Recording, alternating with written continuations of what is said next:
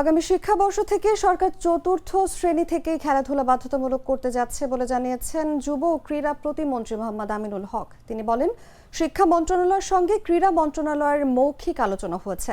প্রধানমন্ত্রীর নির্দেশনায় এই কাজগুলো একটি একটি করে পরিকল্পনা মাফিক শেষ করা হবে। সোমবার দুপুরে টাঙ্গাইলের শহীদ মারুফ স্টেডিয়ামে প্রধানমন্ত্রী তারেক রহমানের কৃষক কার্ড বিতরণের অনুষ্ঠান স্থল পরিদর্শন শেষে সাংবাদিকদের প্রশ্নের জবাবে তিনি এসব কথা বলেন। অধিদপ্তরের সকল ডিডি বা যারা দায়িত্বপ্রাপ্ত আছে সকল কর্মকর্তাকে আমি ডেকেছি আমাদের ক্রীড়া উন্নয়ন অধিদপ্তর, এবং আমি নিজেই কয়েকটি অধিদপ্তরে গিয়ে ভিজিট করে দেখেছি যে তাদের কিছু গাফিলতি রয়েছে। কারণ আমরা দায়িত্ব নিয়েছি স্বল্প সময়, এখনো 2 মাস হয় নাই আমাদের। সো আমরা আশা করছি যে 18 তারিখের মিটিংয়ের পরে আপনাদের যেখানে যেখানে যে প্রশিক্ষণ কেন্দ্র নিয়ে কিছু অভিযোগ রয়েছে সেগুলো আমি নিজে সরাসরি তদারকি করে সেগুলোকে বাস্তবায়ন করব। যদি কারো কোনো গাফিলতি দেখি তার বিরুদ্ধে আমরা ব্যবস্থা নিই।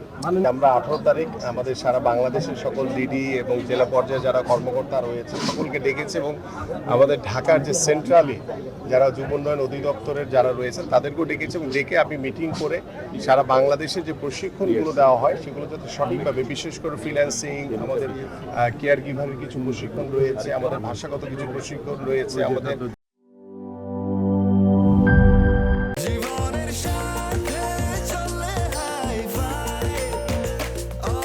স্বাস্থ্যকর অল টাইম, সব সময় অল টাইম হেলদি লাইফ।